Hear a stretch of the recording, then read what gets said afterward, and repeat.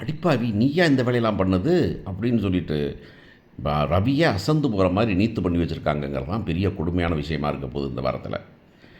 அடிபட்டு ஆஸ்பத்திரியில் படுத்து கிடக்குறாங்க. படுத்துக்கிட்டு ரொம்ப பெரிய மனுஷத்தன்மை வந்துட்டு முத்து தான் பண்ணியிருப்பாரு. ஆனால் முத்து தான் பண்ணாலும் முத்துவை பற்றி நான் கேஸெல்லாம் கொடுக்கல. நான் இப்போ சார்ஜஸ் ஒன்றும் ப்ரெஸ் பண்ணல அப்படிங்கிறத சொல்லும்போதே ரவி வந்துட்டு ஒரு முட்டாள் மாதிரி வந்துக்கிட்டு அவர் சொல்கிறதெல்லாம் சரி, முத்து பண்ணுறது தப்பு அப்படின்னு சொல்லும்போது, முத்து நான் இல்லைன்னு சொன்ன பிறகு சந்தேகப்பட்டு கேட்குறது தப்பு இல்லை.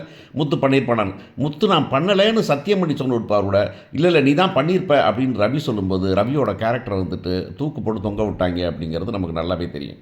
சரி, இந்த பக்கம் பார்த்தீங்கன்னாக்கா மனோஜ் வந்துட்டு விட்டுடுறான், டிவோர்ஸ் பண்ணிடுறான். ஆனால் அந்த பொண்ணு இவனோட வீக்னஸ் என்ன அப்படின்னு தெரிஞ்சுக்கிட்டு அந்த பக்கமாக இந்த பக்கமாக வந்துக்கிட்டு கோணி கோணி மூஞ்சியை பார்த்தாங்க. இவன் அப்படியே அப்செட் ஆகி அது ஒரு வழக்கம் போல தான். இது எப்போவுமே வந்துக்கிட்டு என்ன காதலோ கர்மமோ தெரியல. முதல்ல வந்து பார்த்தீங்கன்னாக்கா மகேஷ் மகேஷ் அப்படின்னு பேசி தான் அவனை கடுப்பேற்றி அவனை வந்து க்ளோஸ் ஆக்குறது.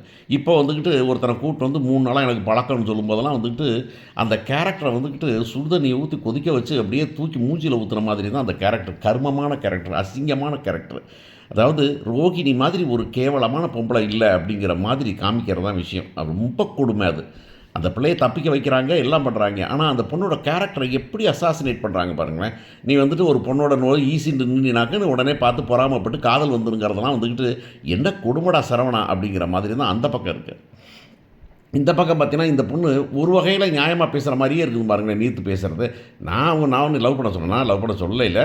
ஆனால் வந்துட்டு நான் லவ் பண்ணுவேன். அதை யாரும் வேணான்னு சொல்ல முடியாதுல்ல. இதே ரவியை வந்து கல்யாணம் முடிச்சு வச்சோன்னா கல்யாணம் முடிச்சு சொல்லல. என்ன ஊர் சுற்ற சொன்னால் ஊர் சுற்ற சொல்லல. இந்த வேலையை விட்டே போனால் போகணும்னு சொல்லிட்டேன் நான். அப்புறம் ஏன் நான் வந்து கொலை பண்ணணும், அதெல்லாம் ஒன்றுமே எனக்கு பிரச்சனை இல்லை அப்படின்னு சொல்லும்போது, இந்த பக்கமாக நீ பண்ணாலும் ஆனால் அதுக்காக இந்த பொண்ணு பண்ணியிருக்க வேலை தான் பெரிய விஷயமா இருக்க போகுது அப்படிங்கிறது தான் கொடுமை.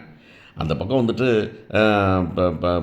ஒரு அடிமுட்டாள்தனமாக முத்து வந்துக்கிட்டு அங்கே வாங்கி ரவிக்கிட்ட வாங்கி ரவியிட பலார்னு ஒரு அறையை விட்டு நீலாம் மனுஷனடா தம்பியாடா கூட பிறந்து இத்தனை வருஷம் அப்படின்னு சொல்லாமல் அந்த கோவத்தை கொண்டு வந்து செல்வத்திட்ட காமிக்கிறாங்கிறதெல்லாம் வந்துக்கிட்டு இது எல்லாமே அதாவது மென்டல் ஆஸ்பத்திரியில் இருக்க வேண்டியவங்கெல்லாம் சேர்த்து வச்சு ஒன்றா இங்கே வந்திருக்காங்களோ அப்படிங்கிற மாதிரி தான் கேரக்டர்.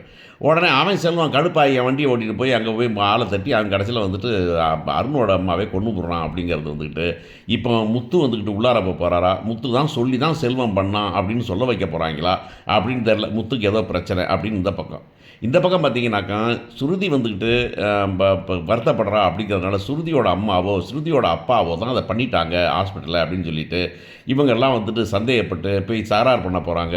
ஸ்ருதிகிட்ட வந்துட்டு ஸ்ருதியோட அப்பா அம்மாட்ட நீங்கள் தான் பண்ணிக்கலாம் அந்த வேலையை, நீங்கள் தான் பண்ணி வச்சிங்களா அப்படின்னு சொல்லிட்டு. ஏன்னா ஸ்ருதி அந்த பக்கமாக என்ன பண்ணுறாங்கன்னா இந்த பக்கமாக ஒரு வேளை வந்துக்கிட்டு ரவிக்காக வந்துக்கிட்டு இந்த அம்மா தான் வந்துக்கிட்டு அந்த அம்மா சிந்தாமணிகிட்ட சொல்லி பண்ணிருச்சோ அப்படின்னு ஒரு பக்கம் இந்த பக்கம் பண்ணிகிட்டு இருந்தாலும் கடைசியில் கதை எங்கே போய் நிற்க போகுதுறாங்க, ஸ்ருதியோட அப்பா அம்மாட்ட நிற்க போகுது. ஸ்ருதியோட அப்பா அம்மாட்ட போய் கேட்க போகிறாங்க என்ன பண்ணீங்க ஏது பண்ணீங்கன்னாக்கா அவர் வந்து நான் இல்லை பெங்களூர் போயிருந்தேன், அதனால் வந்து நான் வந்து இங்கே இல்லவே இல்லை, நான் எப்படி ஆள் வச்சு செய்ய முடியும் நான் அப்படிங்கிறதோ, இல்லை நீங்கள் ப்ரூவ் பண்ணுங்கள் நான் தான் பண்ணேன்னு சொல்லுங்கள் அப்படின்னு சொல்லிட்டு இருக்கும்போது அந்த பாலை வந்துக்கிட்டு கடைசியில் முத்து வந்துட்டு மடக்கி பிடிச்சிடறான். யார் அந்த 2 பேர் பண்ணாங்களோ அவங்கள வந்துக்கிட்டு சிசிடிவி கேமராவில் பார்த்து அந்த வீட்டுக்குள்ளே போனவங்க யார். ஏன்னா வந்துட்டு இப்போ முத்து மேலே பழி இருந்ததுனால ரவிக்கிட்ட வந்துட்டு இதான் கொடுமை தான்.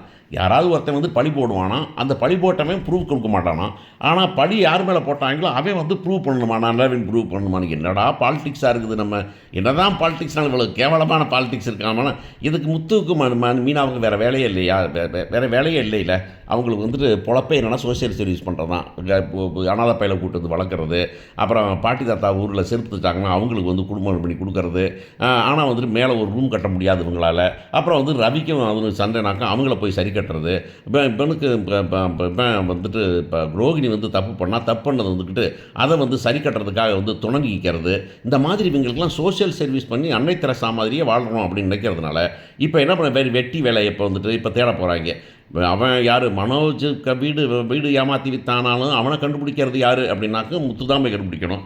அந்த மாதிரி வந்துக்கிட்டு இந்த அம்மா வந்துட்டு விஜயா நம்ம திட்டு கொடுத்தாலும் அதுக்கும் போய் இவங்க தான் கண்டுபிடிக்கணும். அதனால் இப்போ வந்து முத்து தான் கண்டுபிடிக்க வேண்டியிருக்குது. முத்து போய் தேடி அலையிறான். அலைஞ்சு சிசிடிவி கேமரா எடுத்து பார்க்குறாங்க.